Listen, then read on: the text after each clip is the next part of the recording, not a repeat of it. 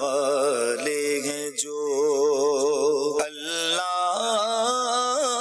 سے ملا دیتے ہیں۔ الحمدللہ رب العالمین والصلاة والسلام علی سید المرسلین، اما بعد فاعوذ باللہ من الشیطان الرجیم، بسم اللہ الرحمن الرحیم۔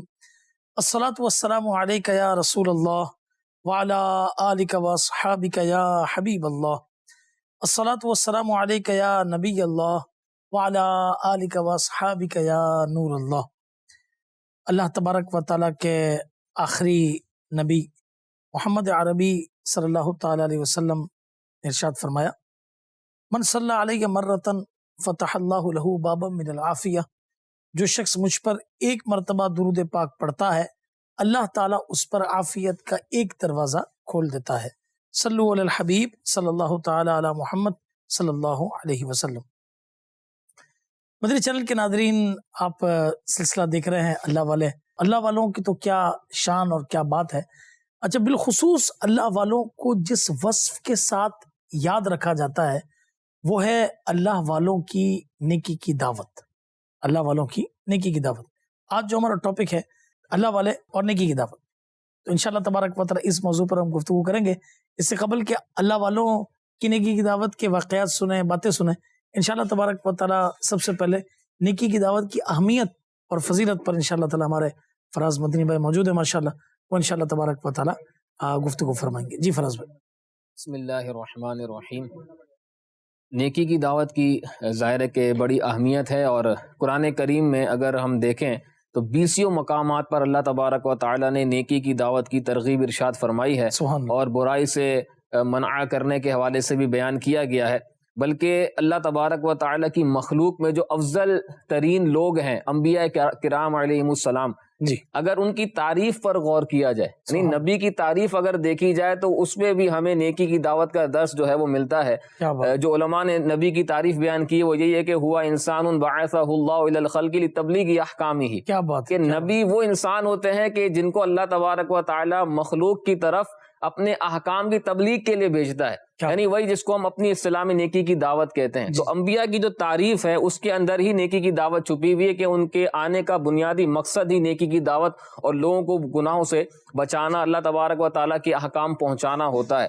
اور قرآن کریم کا اگر مطالعہ کیا جائے تو جگہ بجگہ انبیاء کرام علیہم السلام کی نیکی کی دعوت کا بیان ہمیں ملتا ہے۔ انہوں نے کس طرح لوگوں کو نیکی کی دعوت دی، اللہ تبارک و تعالیٰ کے راستے کی طرف بلایا، ان کو کفر و شرک سے منع کرتے ہوئے اللہ کی بارگاہ میں پہنچایا۔ تو یہ ان کے کئی واقعات آپ دیکھیں قرآن کریم میں ہمیں مل جاتے ہیں۔ چند کی طرف میں اشارہ کرتا ہوں۔ جی، ایک تو یوسف علیہ السلام کا جہاں واقعہ ذکر کیا گیا ہے، بڑا ہی طویل اور دلچسپ واقعہ ہے جس کو احسن القصص بھی کہا جاتا ہے۔ وہاں پر ایک بات یہ بھی ہے کہ جب یوسف علیہ السلام جیل میں گئے تو وہاں پر جانے کے بعد آپ کی جو ملاقات ہے وہ 2 نوجوانوں کے ساتھ ہوئی۔ وہاں پر آپ نے اس موقع پر بھی نیکی کی دعوت دی اور انہیں کفر سے ڈرایا، شرک سے ڈرایا، اور اللہ تبارک و تعالیٰ کی وحدانیت کے بارے میں انہیں بیان کیا، اور ان کو یہی ارشاد فرمایا کہ جو تم مختلف خداؤں کی عبادت کرتے ہو تو کیا یہ بہتر ہے یا اللہ تبارک و تعالیٰ جو واحد لا شریک ہے تم اس کی عبادت کرو تو اس میں تمہیں زیادہ برکت اور فائدہ حاصل ہوگا۔ یہی آپ نے ان کو نیکی کی دعوت ارشاد فرمائی۔ اسی طرح آپ دیکھیں اللہ تبارک و تعالیٰ نے نبی کریم صلی اللہ علیہ وسلم کے جو اوصاف بیان کیے، اللہ پاک سورہ احزاب میں ارشاد فرماتا ہے یا ایھا النبی انا ارسلناک شاہدا ومبشرا ونذیرا، کہ اے محبوب، اے نبی، اے غیب کی خبریں دینے والے، بے شک ہم نے آپ کو گواہ بنا کر بھیجا، مبشرا و نذیرا، ہم نے آپ کو خوشخبری دینے والا بنا کر بھیجا اور ڈرانے والا بنا کر بھیجا۔ یعنی یہی کہ آپ صلی اللہ علیہ وسلم اس چیز کی خوشخبری ارشاد فرماتے ہیں کہ بندہ اگر اللہ تبارک و تعالیٰ پر ایمان لے آئے تو اسے دائمی جنت ملے گی، وہ نمازوں کی پابندی کرے تو اسے یہ فضیلت حاصل ہوگی، درود پاک کی کثرت کرے تو اسے یہ برکتیں ملیں گی۔ یہ خوشخبریاں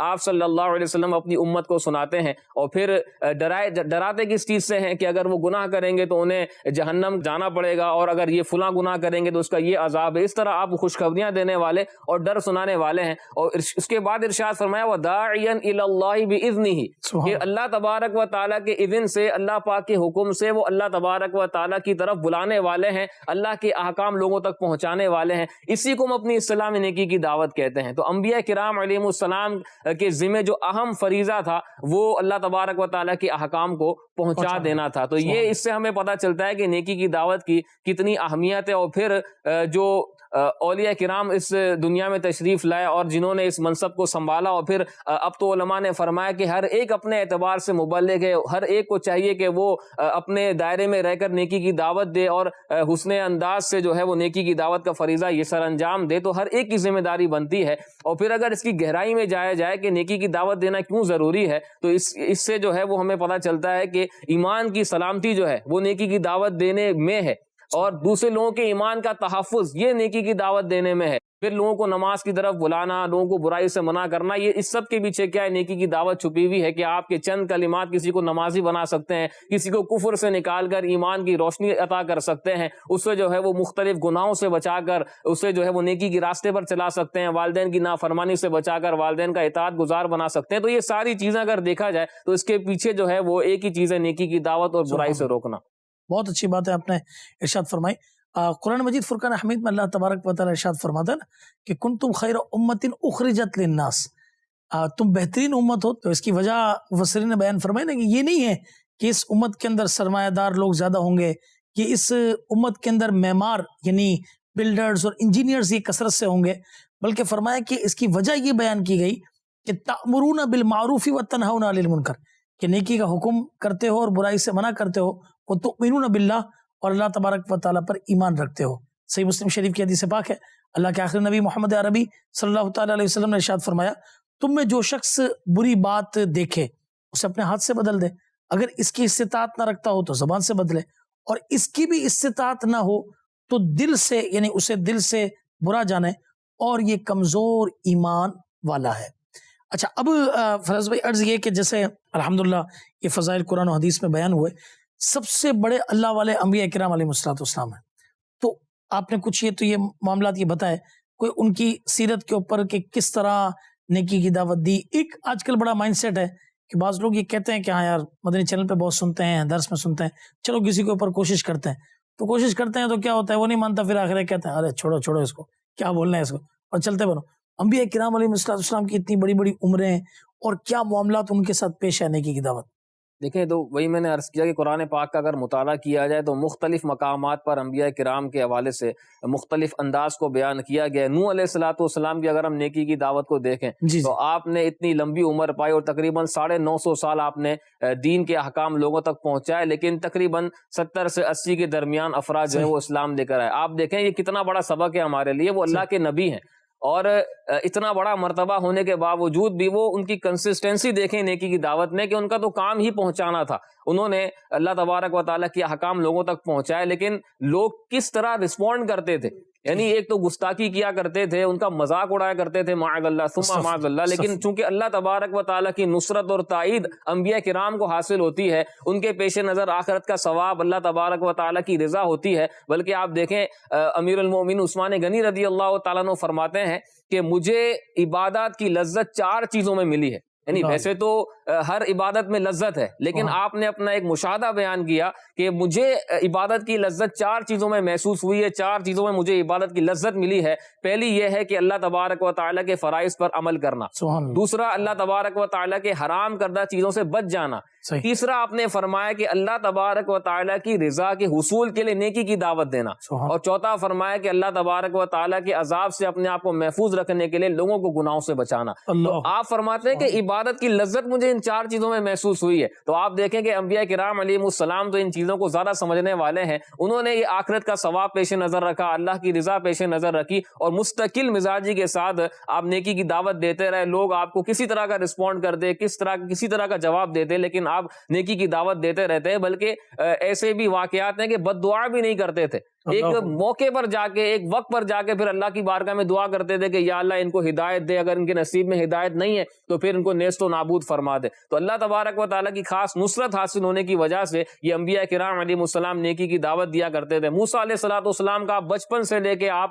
جوانی تک کے واقعات کو دیکھ لیں، کس طرح کی آزمائش آپ کو کا سامنا کرنا پڑا۔ آپ نے بچپن میں ایک طرح سے دیکھا جائے تو آزمائش ہی تھی کہ آپ کو ابتداً اگر دیکھا جائے تو دریائے نیل میں ڈال دیا گیا، پھر وہ الگ بات ہے کہ اللہ تبارک و تعالیٰ نے آپ کی پرورش کے انتظامات فرمائے، لیکن وہاں پر بھی کیا ہوا کہ وہاں پر کچھ عرصے کے بعد آپ کو وہاں سے شہر چھوڑنا پڑا، اس علاقے کو چھوڑنا پڑا، پھر آپ شعیب علیہ السلام کے پاس گئے، وہاں پر جا کے آپ نے پھر دیکھا جائے تو ایک مشقت کو اٹھایا، وہاں پر آپ نے کچھ کام کاج کیے، لیکن اللہ تبارک و تعالیٰ نے پھر کیسا ریوارڈ عطا فرمایا کہ شعیب علیہ السلام کی بیٹی جو وہ ان کے نکاح میں آ گئی۔ تو یوں دیکھیں کہ اگر مجموعی طور پر دیکھا جائے تو انبیاء کرام کو سب سے زیادہ تکالیف جو ہے وہ اس نیکی کی دعوت کو پہنچانے میں حاصل ہوئی ہیں اور ان کو اس کا سامنا کرنا پڑا ہے۔ تو انبیاء کرام علیہ السلام کے کئی واقعات ایسے ہیں، آپ یوسف علیہ السلام کے واقعات کو دیکھ لیں کہ آپ نے بادشاہ کی جو ہے وہ اس کی طرف سے آزمائش کا سامنا کرنا پڑا، پھر جو ہے وہ معاذ اللہ الزامات لگائے گئے، لیکن چونکہ وہ اللہ کے نبی تھے، با حیا تھے اور اللہ تبارک و تعالیٰ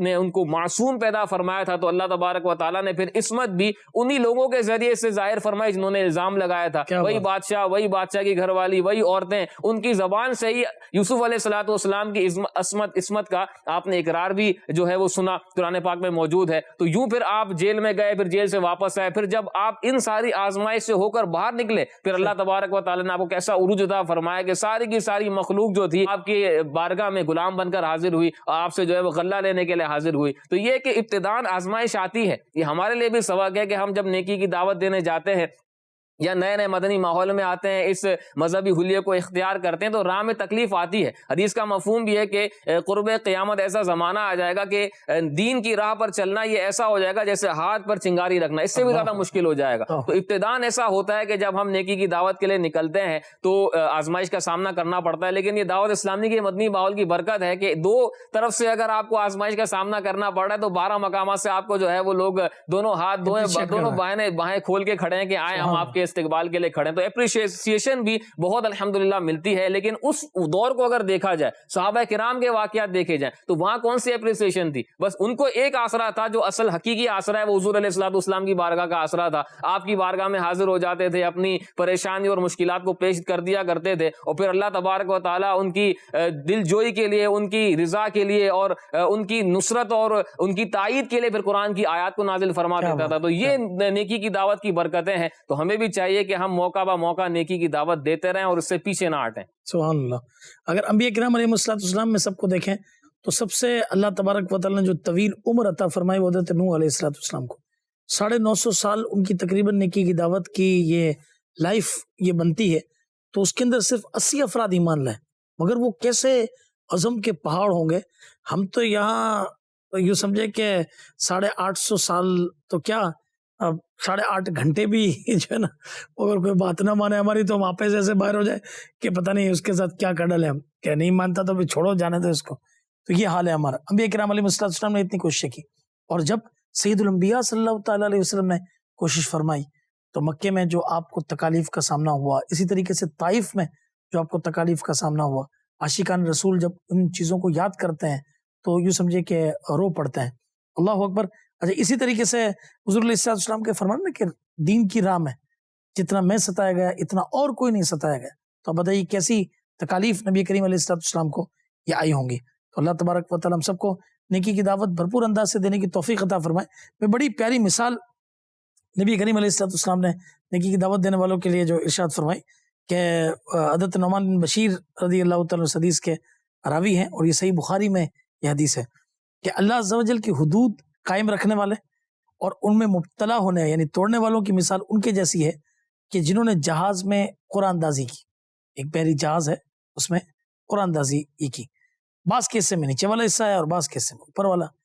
نیچے والوں کو پانی کی ضرورت کے لیے اوپر والوں کے پاس جانا پڑتا، وہ ان کی وجہ سے زحمت میں پڑ جاتے ہیں۔ بس نچلے حصے والوں میں سے ایک شخص نے کلاڑی لی اور اپنے حصے میں سوراخ کرنے لگا تاکہ پانی تک اسے رسائی ہو جائے۔ ایسی صورت میں اگر اوپر والے اس سوراخ کرنے والے کو سوراخ کرنے سے نہ روکیں اور یہ خیال کریں کہ وہ جانے ان کا کام، ہمیں ان سے کیا واسطہ، تو فرمایا اس صورت میں سوراخ کرنے والا خود بھی غرق یعنی ہلاک ہو جائے گا اور دونوں فریق بھی، اور اگر وہ ان کا ہاتھ روک دیں گے تو دونوں فریق ڈوبنے سے یہ بچ جائیں گے اور وہ خود بھی۔ اب مجھے آپ بتائیے کہ یہ کتنا بڑا یہ معاملہ ہے کہ آپ مجھے بتائیں اگر وہ کلاڑی والا آدمی سوراخ کر دے وہ پانی تو کشتی کے اندر آ جائے گا اور کشتی ڈوب جائے گی۔ اچھا اس حقیقت کو سمجھا صحابہ کرام علیہ رضوان، اس حقیقت کو سمجھا اولیاء عظام نے، تو کیا فرماتے ہیں حضرت ہمارے اولیاء کرام نے، صحابہ کرام نے کیا کیسی نیکی کی دعوت دی؟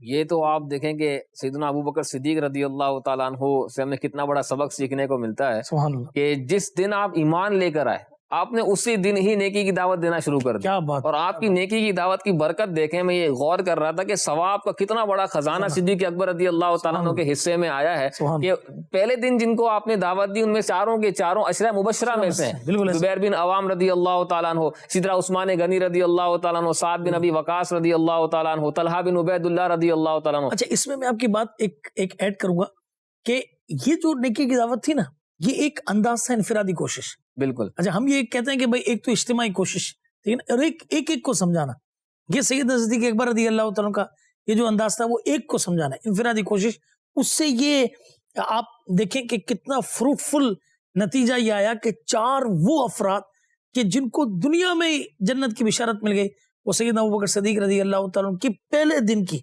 نیکی کی دعوت سے یہ مسلمان ہوئے تھے، اور پھر دوسرے دن نیکی کی دعوت دی تو اس میں بھی عشرہ مبشرہ موجود ہیں، اور پھر جید بڑے بڑے جو ہے وہ صحابہ کرام موجود ہیں، ویسے تو سارے صحابہ کرام جنتی ہیں لیکن ایک عشرہ مبشرہ ہونے کی حیثیت سے اگر ان کی فضائل دیکھے جائیں تو 6 افراد کہہ سکتے ہیں کہ وہ صدیق اکبر رضی اللہ تعالیٰ عنہ کی نیکی کی دعوت کے ذریعے سے اسلام لے کر آئے، اس میں ابو عبیدہ بن جراح رضی اللہ تعالیٰ عنہ، عبد الرحمن بن عوف رضی اللہ تعالیٰ عنہ، اس کے علاوہ جو دوسرے دن آپ نے نیکی کی دعوت دی اس میں عثمان بن مظعون رضی اللہ تعالیٰ عنہ بھی ایمان لے کر آئے۔ تو یہ وہ صحابہ کرام ہیں کہ جن کو حضور علیہ الصلوۃ والسلام کی زبانی دنیا کے اندر ہی یہ بشارت مل گئی کہ یہ جنتی ہیں۔ تو یہ کیا تھا؟ یہ نیکی کی دعوت تھی کہ جس کی برکت جو ہے وہ صدیق اکبر رضی اللہ تعالیٰ عنہ کو حاصل ہوئی، اور اس کی برکت سے دیگر افراد ایمان لے کر آئے اور اللہ تبارک و تعالیٰ نے ان کو بھی بڑا مقام و مرتبہ عطا فرمایا۔ اس کے علاوہ آپ دیکھیں کہ صحابہ کرام علیہم رضوان مختلف مواقع پر نیکی کی دعوت دیا کرتے تھے، اور ایک دوسرے کے ساتھ بھی وہ ان کا معاملہ اس طرح تھا کہ وہ بالکل کوئی اس طرح کا معاملہ ہوتا تو نیکی کی دعوت دیا کرتے تھے۔ ان کے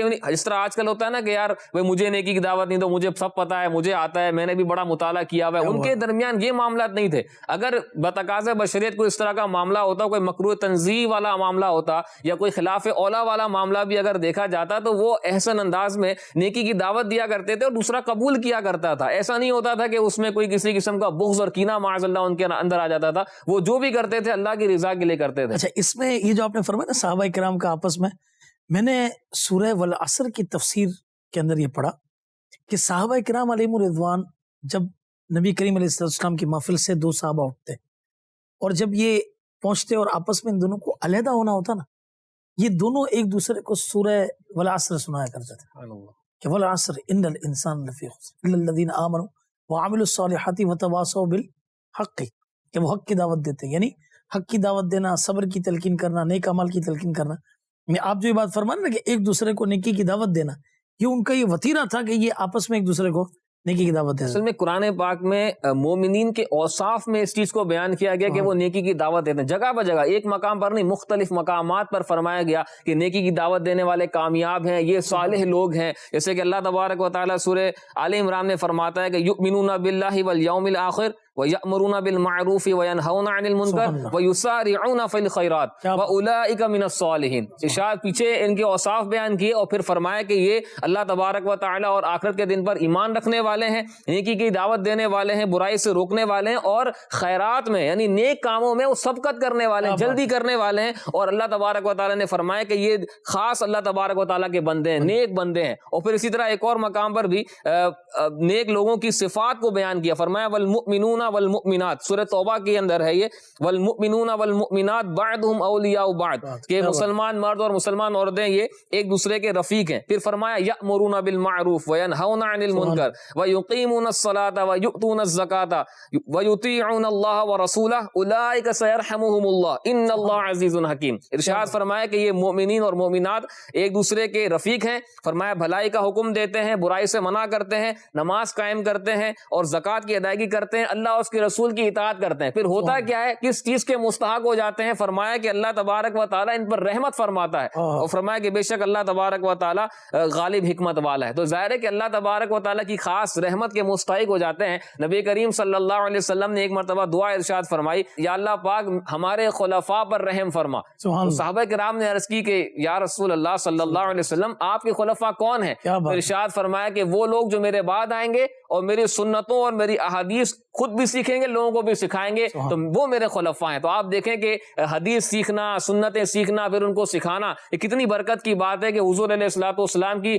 رحمت جو ہے وہ حضور علیہ الصلوۃ والسلام کی دعا میں سے ہمیں حصہ نصیب ہو رہا ہے. اور الحمدللہ دعوت اسلامی والے کتنے خوش نصیب ہیں کہ ہفتہ وار اجتماع دیکھ لیں، مدنی قافلے دیکھ لیں، اس کے علاوہ تربیتی نشستیں دیکھ لیں. الحمدللہ اس میں سنتیں سیکھنے اور سکھانے کا سلسلہ جاری رہتا ہے. احادیث امیر علیہ سنت کی جو کتابیں ہیں، فیضان سنت دیکھ لیں، نیکی کی دعوت، غیبت کی تباہ کاریاں، درس دینے والے کتنے خوش نصیب ہیں کہ احادیث پڑھ پڑھ کے لوگوں کو سنا رہے ہوتے ہیں، خود بھی سیکھ رہے ہوتے ہیں، دوسروں کو بھی سکھا رہے ہوتے ہیں. تو یہ کتنی برکت کی بات ہے. اور دعوت اسلامی کے مدنی ماحول میں نیکی کی دعوت دینے کا جو موقع ملتا ہے وہ شاید اور مقامات پر نہیں اتنے ایسے انداز میں مل پاتا. تو دعوت اسلامی کے مدنی ماحول سے خود بھی جڑنا چاہیے کہ یہ ثواب کا عظیم ذخیرہ جو ہے وہ حاصل کرنے کا ایک سمجھنے کے ایک فیکٹری ہے یہاں پر، کہ آپ اس انداز میں نہیں کر سکتے، آپ درس دے دیں. آپ درس نہیں دے سکتے، مدنی قافلے میں چلے جائیں. مدنی قافلے میں نہیں جا سکتے، بھئی ہفتے میں ایک دن مدنی دورہ کر لیں. مدنی دورہ نہیں کر سکتے، مدنی مذاکرہ سن لیں. اتنے کام ہیں کہ اگر بندہ سارے ہی کرے تو پھر مدینہ مدینہ نور علی نور. اور اگر اتنے سارے وہ کام کو ٹائم نہیں دے پا رہا تھا تو پھر ایسا کوئی نہ کوئی کام سلیکٹ کر لے اور آہستہ آہستہ کرتا رہے، نیک اعمال پر عمل کرتا رہے، تو امید ہے کہ 12 مدنی کام کرنے والا بن جائے گا. تو یہ دعوت اسلامی کا مدنی ماحول ہمیں یوں سمجھ لیں کہ جو اولیاء کرام، بزرگان دین کے جو اوصاف بیان کیے گئے اس میں سے حصہ حاصل کرنے کا ہمیں موقع اس ماحول میں ملتا ہے. سبحان اللہ، کیا پیاری باتیں ارشاد فرمائی ہیں. ہو سکتا ہے مدنی چینل کے ناظرین یہ کہیں کہ بھئی یہ مسجد میں کیا یہ سارے کام جہاں دعوت اسلامی والے ہوتے ہیں وہ ہوتے ہیں؟ جی ہاں، یہ 12 دینی کام وہاں پر ہوتے ہیں. آپ جائیے اور سپوز کریں کہ آپ کسی مسجد کے اندر گئے اور وہاں پر یہ 12 دینی کام نہیں ہو رہے، تو آپ رابطہ کریں کہ بھئی وہاں کے ذمہ دار، نگران، عموماً آدمی جہاں رہتا ہے اسے اس کے قریب کا پتہ ہوتا ہے، ان کو آپ کہیں کہ بھئی ہم بھی آپ کے ساتھ حاضر ہیں، آپ نیکی کی دعوت کا کام شروع کریں، ہم یہاں پر ہم بھی آپ کے ساتھ موجود ہیں. انشاءاللہ قطرہ قطرہ مل کر یہ دریا بنے گا اور نیکی کی دعوت یہ پھیلے گی. اللہ تبارک و تعالیٰ نصیب فرمائے. اچھا حضرت، ایک بات یہ ارشاد فرمائیں کہ ایک وسوسہ بعض اوقات آتا ہے کہ بات ہوئی ہے نیکی کی دعوت دینے کی، مگر یار میں نیکی کی دعوت نہیں دوں اس لیے کیونکہ میں تو خود ہی عمل نہیں کرتا. سپوز اس وقت مدنی چینل دیکھنے والے کئی ایسے ہوں گے جن کی داڑھی بھی نہیں ہوگی، کئی ایسے ہوں گے جو کہتے ہوں گے کہ بیچارے یار ہم چلو 4 نمازیں پڑھیں، 5 نہیں پڑھیں، مگر اب نیکی کی دعوت کیسے دیں، کس طرح ہم ترکیب کریں؟ ان کے لیے کیا پیغام ہے آپ کا؟ کہ بعض بزرگان دین نے یہ لکھا ہے کہ بندہ یہ ذہن بنائے کہ میں دوسروں کو نیکی کی دعوت دوں گا تو اللہ تبارک و تعالی اس کی برکت سے مجھے بھی عمل کا جذبہ عطا فرمائے گا. اور ایسا ہوتا ہے، یعنی ہم جب سوچتے ہیں کہ یار میں کیسے دوں، لیکن جب نیکی کی دعوت کی طرف آتے ہیں تو اللہ تبارک و تعالی عمل کا جذبہ اور شوق پیدا فرما دیتا ہے. اور یہی جو اس کو وسوسہ نہ کہیں، یوں سمجھ لیں کہ ایک نیکی کی دعوت کی طرف اور نیک راستے کی طرف ابھارنے والی ایک چیز ہوتی ہے. لیکن اگر دیکھیں اس کے دونوں پہلو ہیں. نیگیٹو پہلو کو لیں گے تو آپ نیکی کی دعوت سے دور ہو جائیں گے، اور شیطان چاہتا ہے یہ کہ بندہ نیکی کی دعوت نہ دور ہو جائے. لیکن اگر اس کو آپ پازیٹیو وے میں لیں کہ بھائی چلو اگر میں اس وقت عمل نہیں کر رہا، اگر تو وہ گناہ کا کام ہے تو ظاہر توبہ کرنا ضروری ہے. اب میں توبہ بھی کروں اور میں اس عمل کی طرف آؤں، نیکی کی طرف بڑھوں، اللہ تبارک و تعالیٰ مجھے دوسروں کو نیکی کی دعوت دینے کی برکت سے میرے اندر یہ جذبہ پیدا فرما دے گا اور میں عمل کرنے والا بن جاؤں گا. تو اگر یہ ذہن بھی ہو تو بندہ اس آگے کی طرف آتا ہے، اور یہ چیز کو موٹیویٹ کرتی ہے کہ مجھے بھی نیکی کی دعوت دینی ہے اور مجھے بھی اس راہ کی طرف چلنا ہے تاکہ میری جو نیکی کی دعوت ہے وہ زیادہ مؤثر ہو، زیادہ اثر انداز ہو. تو اس لیے یہ اس چیز سے گھبرانا نہیں چاہیے، بلکہ اللہ تبارک و تعالیٰ کی بارگاہ میں توبہ کرنی چاہیے. اور کچھ ایسے کام ہیں کہ جس میں جو ہے وہ بندہ اس سے کہنے کہ اس کا عمل ہوتا ہے تو ابتدا اس سے کرے اپنی جھجک کو دور کرنے کے لیے اس چیز کی نیکی کی دعوت کے جس پر پہلے سے اس کا عمل ہے. لیکن اس چیز سے گھبرائے نہیں کہ فلاں پر عمل نہیں ہے تو میں نیکی کی دعوت نہ دوں. نیکی کی دعوت دیتے رہیں انشاءاللہ, پھر دعا بھی کرتے رہیں, اور دعا کی برکت یہ کہ بندہ جو کسی اور کے لیے دعا کرتا ہے اس کے حق میں پہلے قبول ہو جاتی ہے. تو یوں اسباب ہیں. بات یہ ہے کہ میں نیکی کی راہ کی طرف آنا چاہ رہا ہوں یا نہیں. یعنی میں صرف اس طرح کے وسوسے پیدا کر کے اور اس طرح مطلب اعتراض کر کے اشکال پیدا کر کے میں اس راستے سے دور ہو رہا ہوں, یا میں نیکی کی دعوت کی طرف آنے کی کوشش کر رہا ہوں. اگر تو آپ کا ذہن ہے کہ نہیں یار مجھے نیک بننا ہے, تو پھر تو یہ چیزیں آپ کے لیے راستے بناتی چلی جائے گی اور آپ کے لیے راستے کھلیں گے, اور انشاءاللہ ایک وقت آئے گا کہ آپ بھی مدنی قافلوں کے مسافر, تو آپ بھی نیکی کی دعوت دینے والے, مدنی دورہ کرنے والے. لیکن اگر دل میں یہی ہے کہ نہیں یار اب میرے پاس کہاں اتنا ٹائم ہے اور میں کہاں جاؤں گا, تو میں کہاں نیکی کی دعوت دوں گا, اگر یہ اندر خیالات ہیں تو پھر ظاہر ہے کہ پھر وہ تو شیطان کو موقع مل گیا اور مزید پیچھے کرنے کے لیے. تو اپنی مینٹلٹی اور اپنی سوچ اور اپنی نیت کو بھی پازیٹیو رکھیں گے تو انشاءاللہ راستے کھل جائیں گے. اللہ تبارک و تعالیٰ فرماتے ہیں جو ہماری راہ میں کوشش کرتے ہیں, جو ہماری راہ میں کوشش کرتے ہیں تو اللہ تبارک و تعالیٰ ان کے لیے راستے آسان کر دیتا ہے. تو یوں کہ آپ کوشش کریں گے تو انشاءاللہ. اس کی تفسیر میں یہ بات بھی فرمائی کہ بندہ علم حاصل کرنے کے لیے کوشش کرے تو اللہ تبارک و تعالیٰ عمل کے راستے اس کے لیے آسان کر دیتا ہے. تو علم حاصل کریں اور دعا بھی کرتے رہیں. اور یہاں علماء نے ایک بات اور ارشاد فرمائی کہ عربک کے اندر ایک ہی ہوتی ہے شرط اور جزا. یعنی اس کو آپ اگر اردو میں سمجھنا چاہیں تو بھائی میں آؤں گا تو سلسلہ ہوگا, یعنی میرا آنا سلسلہ ہونے کے لیے ایک شرط ہے, یعنی ایک سمجھانے کے لیے. کیمرہ ہوگا تو بھائی سلسلہ ہوگا, یہ شرط اور جزا ہو گئی. کیمرہ ہوگا یہ شرط ہے تو سلسلہ ہوگا یہ جزا ہے. تو فرمایا کہ یہ شرط اور جزا ہے, جو کوشش کرے گا اسی کو ہی ریوارڈ ملے گا, اسی کو ہی جزا ملے گی. ایسا نہیں ہے کہ آپ کوشش نہ کریں اور کہیں کہ مجھے ویسے ہی بیٹھے بیٹھے جو ہے وہ میرے اوپر جو ہے کچھ اس طرح کے معاملات ہو جائیں اور میں نیکی کی راہ پہ چل پڑوں. نہیں, آپ کو مدنی قافلے میں نکلنا پڑے گا, آپ کو سفر کرنا پڑے گا, آپ کو اتوار کو مدنی دورے کے لیے جانا پڑے گا. تو اللہ تبارک و تعالیٰ امید ہے کہ انشاءاللہ راستے کھول دے گا. کیا بات ہے, ماشاءاللہ, بہت بہت یوں سمجھے کہ زبردست باتیں ہیں, بہت موٹیویشنل باتیں. بعض لوگ یہ نا جو کہتے ہیں کہ نہیں یہ ہو ہی نہیں سکتا, یہ کیسے ہوگا, یہ کیسے ہم کریں, تو یاد رکھیے نہیں, آپ کوشش کیجئے, انشاءاللہ تعالیٰ کامیابی آپ کے قدم چومے گی. اچھا, ابھی ایم سی آر سے سوال تھا ماشاءاللہ, آپ اس کو بھی یہ بھی سن رہے ہیں اور اس بات کے لیے یعنی ایک سمجھ پڑی کہ اس کے لیے کوشش کر رہے ہیں. یہ سوال یہ کر رہے ہیں کہ ہوتا یہ کہ جیسے ہم نیکی کی دعوت دیتے ہیں, تو اب جیسے دوست کی گیدرنگ ہے, کوئی 3 دن قافلے میں گیا یا کس نے اعتکاف کیا, اب عید کے دن وہ اپنے دوستوں سے ملا, ان کو بولا یار چلو نماز کا وقت ہو گیا, بولا جمعہ 8 دن ہوئے ہیں, 4 دن ہوئے ہیں, اب آیا بڑا میں وہ کر رہے ہیں, بھول گیا, بہت ساری باتیں بھول گیا. تو ایسے کو آپ کیا کہیں گے؟ دیکھیں, نیکی کی دعوت دینے کے لیے ظاہر ہے دل بڑا رکھنا پڑتا ہے. ظاہر ہے کہ لوگ دل توڑنے والے دل توڑیں گے بھی, دوست احباب اس طرح کی بات بھی کریں گے. لیکن امیر علیہ سنت ایک بات ارشاد فرماتے ہیں کہ جب بندہ نیکی کے راستے کی طرف آتا ہے نا, تو اپنے اس پرانی گیدرنگ کو تو پہلے چھوڑنا پڑے گا. یعنی اگر وہ بد عملی والے لوگ ہیں, ایسے افراد ہیں کہ جن کے پاس بیٹھنے سے میرا دین و ایمان ہی محفوظ نہیں ہے, تو پھر وہ دوست ہی دوست کہاں ہیں. بلکہ آپ دیکھیں کہ اسلام نے دوستی کا معیار جو دیا ہے نا, اس کے پیچھے بھی نیکی کی دعوت چھپی ہوئی ہے. کیا بات, حدیث پاک میں کیا فرمایا کہ اگر تو بھول جائے تو تیرا دوست ایسا ہو تو تجھے یاد دینا. یہ کیا ہے, یہ نیکی کی دعوت ہی تو ہے. تو دوست بھی ایسا ہو تو نیکی کی دعوت دینے والا ہو. تو ابتداءً یہ مشاہدہ اور تجربہ بھی ہے کہ جب بندہ اپنے انہی پرانے دوستوں کے پاس چلا جاتا ہے, ان کی گیدرنگ میں بیٹھنے لگتا ہے, تو دوبارہ بد عملی جو ہے وہ پیدا ہونے لگتی ہے. تو ابتداءً ایسا وہی تبھی تو کہا جاتا ہے کہ آپ نیک ماحول اختیار کریں. اب جو آپ کے مدنی دوست بن چکے ہیں, اسلامی بھائی جو آپ کے دوست بن چکے ہیں, ان کے پاس آنا جانا رکھیں, ان سے آپ تربیت حاصل کریں, علم حاصل کریں. اور جب آپ کو اتنا علم حاصل ہو جائے کہ آپ کو لگے کہ میں ان کو اب نیکی کی دعوت دے سکتا ہوں, تو پھر آپ ان کے پاس جائیں. لیکن ابتداءً ظاہر ایسا ہوتا ہے کہ آپ جب رشتہ داروں کو کہنے جائیں گے یا کسی بڑے کو کہنے جائیں گے یا کسی دوست کو کہنے جائیں گے, تو ظاہر ہے کہ رسپونڈ اس طرح کا آتا ہے, کیونکہ وہ ان چیزوں کے عادی نہیں ہوتے. اور یہ تو سمجھ لیں کہ اللہ تبارک و تعالیٰ کی خاص عنایت ہوتی ہے کہ بندے کا دل ہی بالکل منقلب ہو جائے اور وہ نیکی کی راستے کی طرف آ جائے, اور اس میں پھر جو سکون اور جو اطمینان ہے وہ پھر ان چیزوں میں نہیں رہتا. تو ان چیزوں سے بچنے کے لیے بندے کو چاہیے کہ فرسٹ آف آل اپنی صحبت ہی چینج کرے. اگر دوبارہ انہی صحبت میں جائے گا تو ظاہر ہے کہ پھر تو آزمائش میں پڑ جائے گا. ہاں, جب ایسا اسٹرانگ ہو جائے تو پھر ان کو جا کے نیکی کی دعوت دے. اور میں آپ کو اپنا تجربہ بتاتا ہوں, میں ڈیفینس میں جیسے رہتا ہوں, اور ظاہر ہے کہ ایک گیدرنگ ہوتی ہے دوستوں کی. جب ابتداءً امامہ سجایا تو وہی اس طرح کی باتیں کہ بھائی دیکھو امامہ پہن لیا ہے تو یہ وہ. ابتداءً امیر علیہ سنت کے مدنی مذاکروں کی برکت کے اس گیدرنگ کو چھوڑا. گیدرنگ کو چھوڑنے کے بعد الحمدللہ درس نظامی ہوا, پھر ایک تخصص ہوا, پھر اب جا کے اگر ان کے پاس بیٹھتے ہیں نا تو وہ انداز ہی چینج ہوتا ہے, کیونکہ اب ایک تو آئے ہوئے جو ہے وہ کچھ عرصہ ہوا ہوتا ہے, تو ان کو بھی ایسا ہوتا ہے کہ پتہ نہیں ہے کتنے دن جو ہے وہ اس راہ میں لگے گا, پھر دوبارہ پتہ نہیں ہو سکتا ہے ہمارے ساتھ ہی بیٹھنے لگ جائے. تو یوں بھی استقامت بھی بڑی ضروری ہے. اگر آپ استقامت کے ساتھ چلتے رہیں تو آپ کے دوست بھی پھر آپ کو دیکھ کے رش کریں گے کہ یار واقعی یہ تو گیا, تو دیکھیں ماشاءاللہ کیسا ان کا ہی ہو کے رہ گیا. پھر وہ آپ کی نیکی کی دعوت جو ہوگی نا وہ ضرور اثر انداز ہوگی. تو ابتداً آپ کو تھوڑا سا چینج کرنا پڑے گا انشاءاللہ. پھر ایک وقت آئے گا, میں حقیقت بتا رہا ہوں, ایک وقت آئے گا کہ پھر آپ کی انہی دوستوں کو نیکی کی دعوت ایسی اثر انداز ہوگی کہ آپ ان کو مدنی ماحول میں لانے میں کامیاب ہو جائیں گے. ماشاءاللہ, بہت اچھی بات یہ بتائی آپ. اس کو اس مثال سے سمجھیں کہ کہیں پر دلدل ہے, ٹھیک ہے نا, اب دلدل میں آپ تو باہر آ گئے اور آپ کا دوست جو ہے نا وہ پھنسا ہوا ہے. اب آپ اس کو بچانے کے لیے آپ دلدل کے اندر جا کے کھڑے ہو گئے اور اسے کھینچ رہے ہیں, کیا خیال ہے؟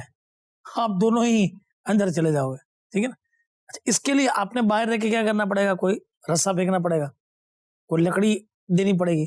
اب اس سے آپ اس کو آرام سے آپ کھینچ سکیں گے, مگر کیا ہوگا کہ آپ رسی کھینچنے جتنی قوت آپ کے اندر ہونی چاہیے, ورنہ وہ بھی اندر جا رہا ہوگا اور وہ رسی سمیت آپ بھی کہیں یہ اندر نہ چلے جائیں. تو یہ میں نے ایک ایگزامپل کے ذریعے آپ کو بات عرض کی. بہت زبردست اپنی مثال دے کر ماشاءاللہ فراز بھائی نے اس بات کو کلیئر کیا. اچھا, سلسلہ اللہ والے اور نیکی کی دعوت, تو ایک دو اور بھی سوالات ہیں, مگر سب سے پہلے کچھ واقعات نہ ہوں اللہ والوں کے. اللہ اکبر, سبحان اللہ. خواجہ خواجگان خواجہ معین الدین چشتی رحمۃ اللہ تعالی جب یہ داتا صاحب کے حضور آئے تو کیا فرماتے ہیں کہ گنج بخشے فیض عالم مظہر نور خدا ناقصاں راہ پیر کامل کاملہ راہ رہنما.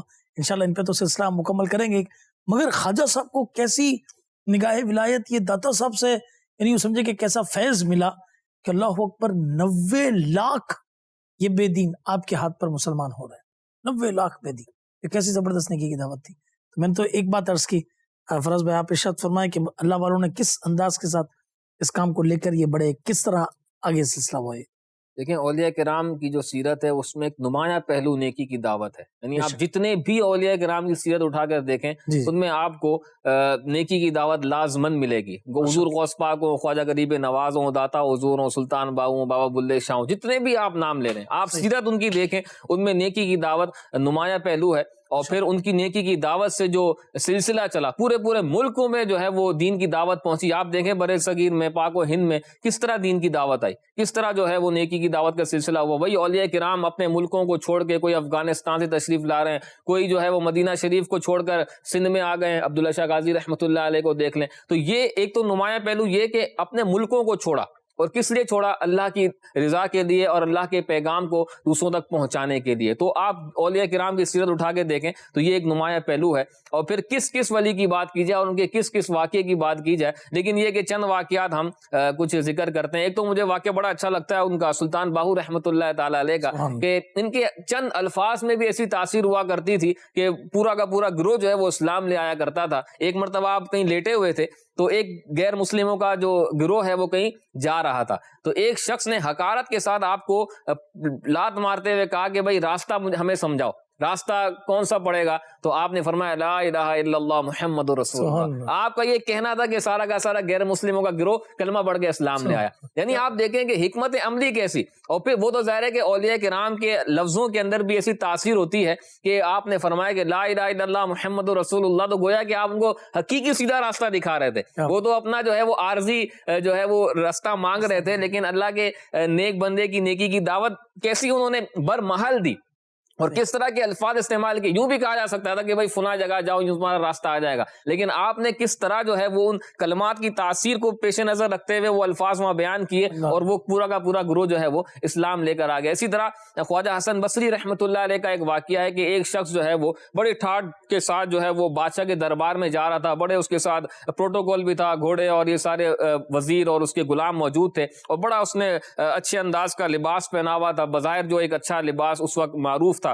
تو خواجہ حسن بصری رحمۃ اللہ علیہ نے جب اس کو دیکھا تو آپ نے اس کو نیکی کی دعوت دیتے ہوئے ارشاد فرمایا کہ آج آپ بادشاہ کی دربار میں جا رہے ہیں تو آپ نے اتنا پروٹوکول بھی لیا ہوا ہے، آپ نے اپنے ظاہر کو اتنا سجایا ہوا ہے، آپ یہ بتائیں کہ جب اللہ تبارک و تعالیٰ کی بارگاہ میں حاضری ہوگی، وہ انبیاء کرام بھی تشریف فرما ہوں گے اور لوگ بھی ہوں گے، اپنے اعمال پڑھ کے سنانے ہوں گے، تو اس کے لیے آپ نے کیا کوشش کی ہے؟ فرمایا اس کے لیے باطن کا صاف ہونا بہت ضروری ہے، باطن کی زینت اور باطن کو پاکیزہ کرنا بہت ضروری ہے۔ تو خواجہ حسن بصری رحمۃ اللہ علیہ کے جملے تھے کہ وہ بالکل پریشان ہو گیا، اور پھر اس نے آگے چل کر یہ عہد کیا کہ میں جو ہے وہ اب اپنے باطن کو سنوارنے کے لیے بھی کوشش کروں گا۔ تو واقعہ ویسے طویل ہے، میں نے مختصر بیان کیا ہے۔ تو اولیاء کرام کی جو سیرت ہے اس میں ایک چیز یہ تھی کہ نیکی کی دعوت دینے سے گھبراتے نہیں تھے، اور یہ نہیں دیکھتے تھے کہ سامنے کون موجود ہے، اگر میں نیکی کی دعوت دوں گا تو یہ مسئلہ ہو جائے گا، مجھے یہ آزمائش آ جائے گی۔ وہ اولیاء کرام تھے، ٹھیک ہے اور لوگوں کے لیے اس کے احکام الگ ہوں گے، لیکن ایک اولیاء کرام کی چونکہ بات چل رہی ہے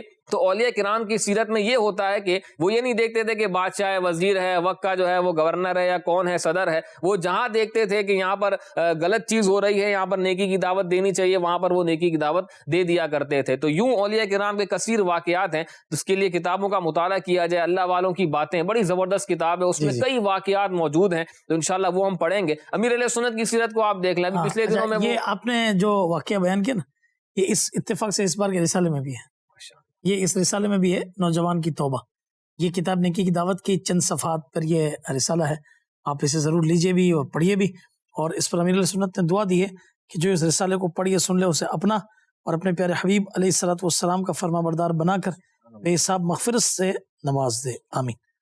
اچھا، عبداللہ ابن مسعود رضی اللہ تعالیٰ عنہ کا واقعہ یاد آیا کہ آپ ایک جگہ سے گزر رہے تھے تو ایک شخص تھا، آواز اس کی بڑی سریلی تھی، نام اس کا زازان تھا، تو وہ گانا گا رہا تھا اور لوگ جو ہے وہ اس کے گانے پر رقص کر رہے تھے، جھوم رہے تھے۔ تو عبداللہ ابن مسعود رضی اللہ تعالیٰ عنہ نے فرمایا کہ آواز تو بڑی پیاری ہے، آواز کی تعریف کی، آواز تو بڑی پیاری ہے، کاش یہ قرات قرآن کے لیے ہوتی، اس آواز سے قرات قرآن کی جاتی۔ آپ نے اپنی چادر اس کے اوپر ڈالی اور آپ وہاں سے تشریف لے گئے۔ تو اب اس زازان نے لوگوں سے پوچھا کہ یہ کون تھے؟ تو لوگوں نے کہا کہ یہ مشہور صحابی رسول عبداللہ ابن مسعود رضی اللہ تعالیٰ عنہ تھے۔ پوچھا کیا کہہ رہے تھے؟ تو لوگوں نے بتایا یہ کہہ رہے تھے کہ آواز بڑی پیاری ہے، کاش کو اللہ تبارک و تعالیٰ کے کلام کو پڑھنے کے لیے استعمال ہوتی۔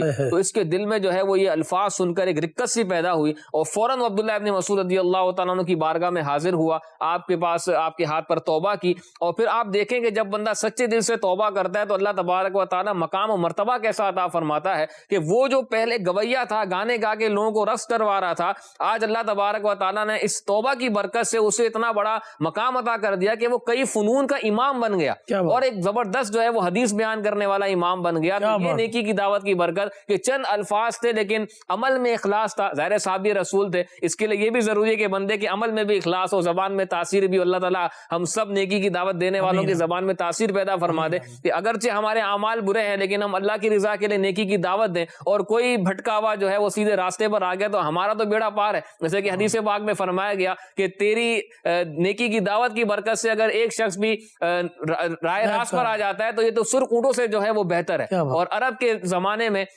جو سرخ اونٹ تھے یہ ان کا بیش بہا جو ہے وہ خزانہ ہوا کرتا تھا، ریڈ کیمل۔ تو ہماری نیکی کی دعوت ہمیں اس کے لیے بھی فائدہ مند ہے اور ظاہر ہماری آخرت کے لیے بھی فائدہ مند ہے۔ تو عبداللہ ابن مسعود رضی اللہ تعالیٰ عنہ نے اس گویے کو امام بنا دیا، یہ نیکی کی دعوت کی برکت ہے۔ آپ کی حضرت عبداللہ ابن مسعود رضی اللہ عنہ کی بات کر رہے تھے اور مجھے امیر علیہ سنت کا دیکھیے، یعنی یہ کیسا فیضان صحابہ اور فیضان اولیاء ہے کہ امیر علیہ سنت نے اس دور کے اندر کیسی اجتماعی اور انفرادی نیکی کی دعوت اور یہ کوششیں کی کہ آج مدنی چینل پر دیکھا ہوگا جن کے بہت ساری وائسز ہمارے یہاں مدنی چینل پر چلتی ہیں، جنید شیخ اتاری، وہ اتفاق سے ہمارے علاقے کے جامعۃ المدینہ میں حبیب مسجد اس کے اندر ماشاءاللہ تدریس بھی کرتے ہیں، اتفاق سے میرے کلاس فیلو بھی آپ کی کلاس بتائیے۔ تو آپ کچھ امیر سنت کا تذکرہ کر رہے تھے؟ میں یہی عرض کر رہا تھا کہ پچھلے دنوں وہ اولڈ از گولڈ جو مدنی چینل پہ سلسلہ چل رہا تھا تو اس میں ایک اسلام یہ بتا رہے تھے کہ امیر علیہ سنت کی بھی عادت تھی کہ آپ یہ نہیں دیکھتے تھے کہ سامنے کون ہے۔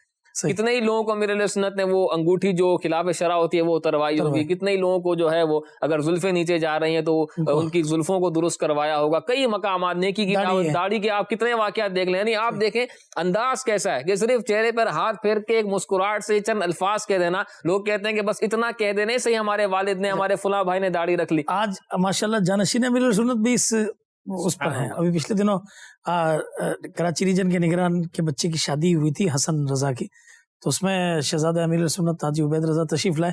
وہ بس وہ کیا دعوت تھی, وہ تو سمجھے کہ ایک انفرادی کوشش کا سیشن ہی تھا کہ سب کو جو ہے نا وہ ہاتھ پھیر کے ان کی داڑیاں کم تھی ان کو توبہ بھی کروا رہے ہاتھوں ہاتھ, نیتیں بھی کروا رہے. اللہ والوں کی نیکی کی دعوت میں برکت کیسی ہے کہ دوسرا بھی پھر وہ حیا محسوس کرتا ہے کہ اب اللہ کے نیک بندے کے ہاتھ لگ گئے تو میں اس کو کیسے مڑوں.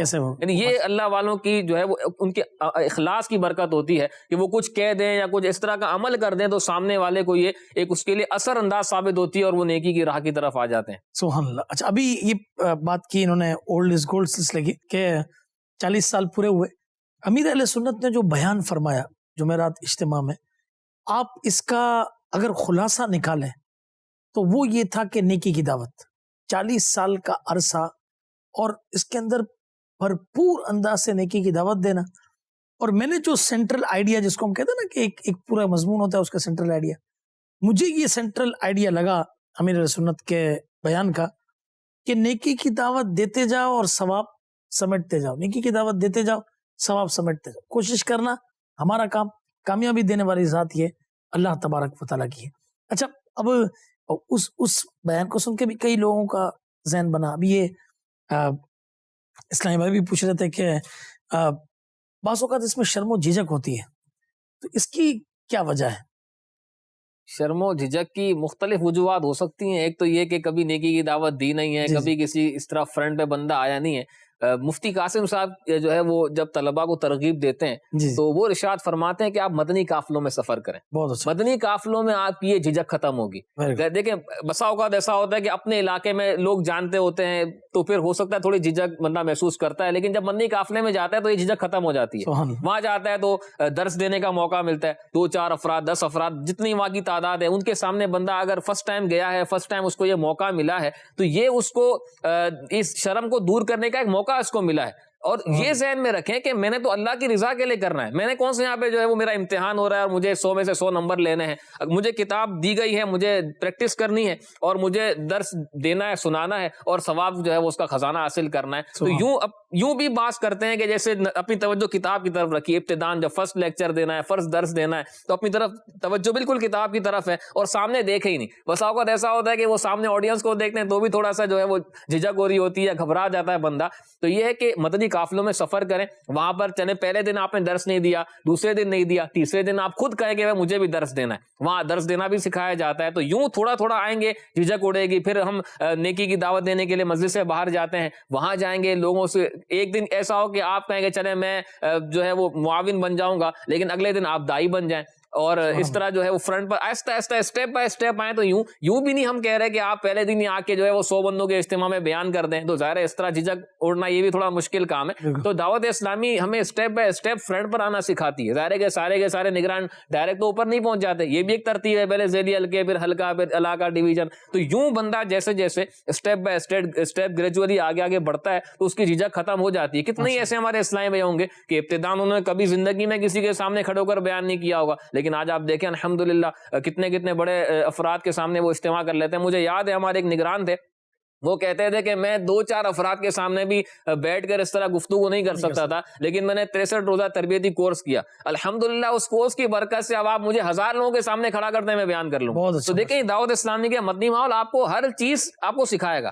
آپ گھبرائیں نہیں, بس ماحول میں آئیں. آپ کو انشاءاللہ ایک جھجک دور کرنے کا طریقہ بھی سکھایا جائے گا. آپ کو یہ کورسز جو ہمارے یہاں ہوتے ہیں الحمدللہ اس میں مختلف طریقے ہوتے ہیں, بیان کرنا, درس دینا, بات چیت کرنے کا طریقہ, یہ سب آپ انشاءاللہ مدنی ماحول میں آئیں گے, کورسز کریں گے تو یہ آہستہ آہستہ جھجک ختم ہو جائے گی ماشاءاللہ.